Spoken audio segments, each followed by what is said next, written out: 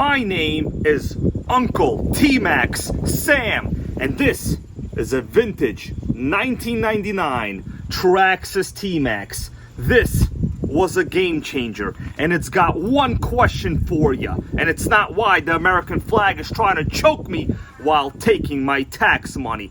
This T-Maxx wants to know, got cash? Let's get it. Hey, knock, knock, bang, bang, with the cash, you ain't got cash flow. With the cash, and then interfere with the cash flow. Guess what? I finally scored some toilet paper. Welcome to the Nitro Gang channel. Here on this channel, we run rich, we run loud, and we make sure our Traxxas Nitros have stickers that say "Got Cash" on the back. Now, I plan on doing a fire up on this vintage 1999 game changer. But you know what's great about the Traxxas brand? Guess what? They still sell the T-Maxx. You see this wheel right next to the classic Chevron? That's the T-Maxx 3.3 wheel right there. And guess what, guys? It's not that much larger. This was the ultimate game changer. Just how Chris Jericho, Y2J, took over the WWF. The Traxxas T-Maxx took over the Nitro monster truck world. Traxxas is home of the original Max truck line, the best-selling, most popular radio-controlled hobby models of all time. Once you see a Max truck run, you'll know why it's the gold standard by which all others are judged. Power, speed, suspension. These trucks have it all and easily crush any challenge that's put before them. Nothing beats the performance and legendary durability of the original Max trucks.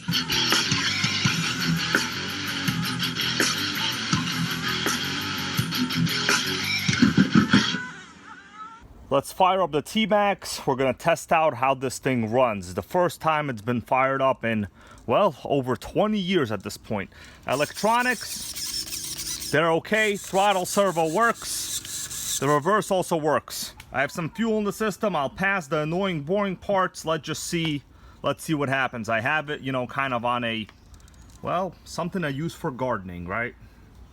Wheels are off the ground because these trucks have like the sickening clack transmission. You guys will see what I mean when it begins to engage. It's not like a regular 3.3. It's an older style transmission. There's cogs that engage at a certain RPM in the trans, and it makes it seem like it's stuttering. But that actually is just quite normal. So I'm going to use the glow driver, but this does have the electric start wire. Great start. You guys see that start? Whoa, it's about to slide off.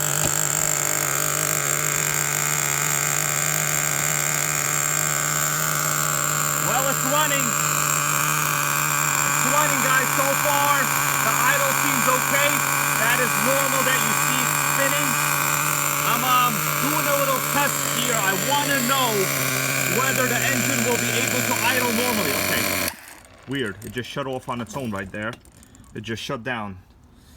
Let me touch the engine. The tune seems to be okay. It's not very hot. Let's fire it up again.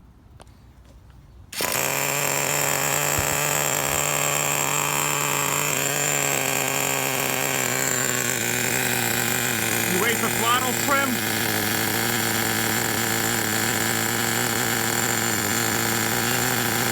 Alright, I raise the throttle trim a little. Weird. As it's running, it just seems to kind of go down there and idle and shut down. I wonder if we have a vacuum leak.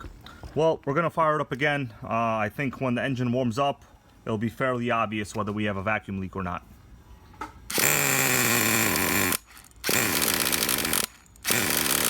Weird, now it's having a hard time firing up. I'm going to raise the throttle trim a little more.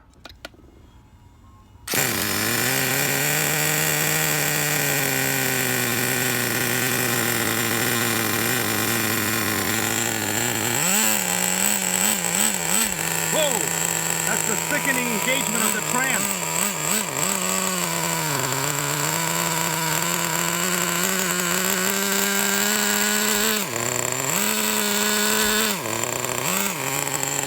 Well, it's running. Remove the glow driver.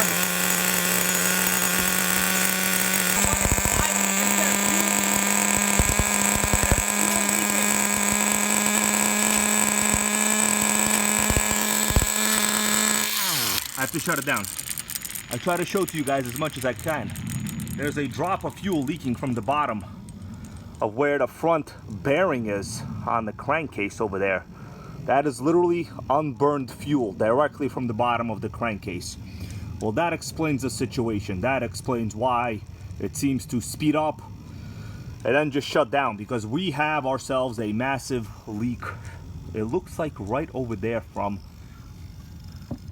the crankshaft bearing. The pure irony is the only two parts I didn't check when putting this engine back together was the carburetor seal, and it appears that the carb seal is quite good, and I did not remove the flywheel. Oh man, that is why that entire blue chassis right there, it is saturated with fuel. You guys see that as I get close? That definitely, let me get a closer look here. Definitely does not look like it's coming from the exhaust gasket. The weird part is we have really great compression. Now if I try to spin over this flywheel, it's really hard to spin it over. So we have very hard, very good compression.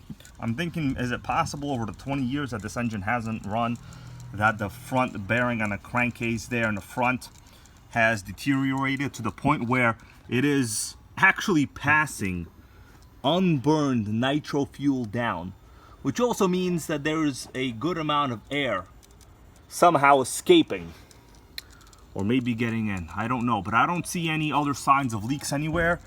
If I get close to where the fuel tank is mounted, the bottom of the chassis there, guys, it looks dry. Nothing there. Let me spin this truck around. We'll take a look right under the fuel tank. Yeah, the fuel tank on the bottom, there's definitely no leaks. It seems dry. Damn it. We have ourselves an engine problem. Let me give you the background and history on how I wound up getting this awesome truck with, you know, a giant aluminum front bumper over here. I bought this during a Nitro Gang live stream. The engine was completely seized. This is all I got with the truck. There was no radio included, nothing. What you see here is the way this truck would have been in the year 2000, well, without the optional upgrades. Let's take the body off. I'll tell you guys what's been going on so far, because it's taken me a very long time to repair this. The engine was completely seized. This was repaired during a Nitro Gang live video, so if you want to check that out, I disassembled it, put it back together, oiled it up. The original Traxxas 2018 servo was locked up. I've replaced it since. This particular truck has very tasteful upgrades for the time period. We have a nice period correct dynamite tuned pipe, aluminum, with a high flow anodized header. Motor saver air filter that still needs a little bit of an element inside. And the star of the show, in terms of originality at least, is this easy start Traxxas Pro 15 engine. These were quite adequate for the time period. They were 2-needle carbs, considering most HPIs at the time, unless you got an upgraded SS engine, let's say an 18SS or a 15SS, they would have had a single needle high-speed needle only. This one does have a low-speed needle on the other side. Another very important upgrade, we have an entire Robinson Racing spur gear with slipper set. I've seen these in magazines. They are very, very good. Otherwise, this truck is basically stock. I'm not really going to talk much about the aluminum. We have aluminum suspension arms in the front and also aluminum chassis braces. Personally, I'm not a big fan of aluminum, but whoever spent the money on this, well, I guess they spent the money on this, right? I will say one very important upgrade for the old school T-Maxx is the aluminum bulkhead, and that is what holds the differential housing. Very, very important. They do also make RPM braces here for the front, but we don't have that. We do have a 2-speed. The clutch seems to work fine. I have also replaced the fuel tank. We had an issue with the cap itself. Otherwise, in the rear end, this truck is basically stock. Now, I'm going to try to keep this as original as possible. Originally, I thought the power switch needed to be replaced because when I removed the battery pack, there were batteries from about the year 2001. Of course, they all leaked out. They were quite bad, but Traxxas parts, they really didn't rust. I cleaned it up, put a little alcohol on it, swabbed it out, and put some new batteries in there. So now we're still running the original power switch, and we are running a 2.4 gigahertz receiver. Well, this is probably as nice of an original T-Maxx from this generation, the first Pro 15 powered one that you guys will find. In fact, the shocks are still adequate, and the front suspension is also quite good. Luckily with Traxxas, there are tons of available and cheap parts to go around. You just have to know what part number you're looking for. I was able to easily find the blown up exploded parts views of the Pro 15 engine. As I zoom in here, can I zoom in? Oh, good thing I can zoom in. I would have had to edit that part out. These are the parts we need, 4023, which are the front bearing. You know, the rear bearing is the same, so 4023. Question is, can I find them online? Well, guys, of course I can. Take a look at that. $16. Traxxas 4023 crankshaft bearing set for the Pro 15.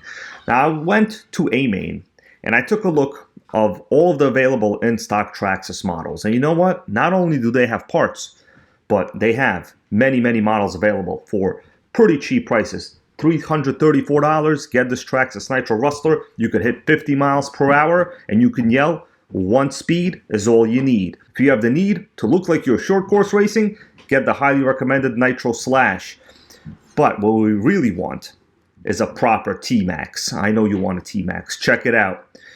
3.3 in stock. This is significantly better than the one in this video. But you know what? The Traxxas T-Maxx is one of the longest running names in the Nitro hobby. And let's just hope they never discontinue it. If you smell what the Nitro gang is cooking. So fine, but her breath is like, whoa. She say she wanna dance, but she don't know how to.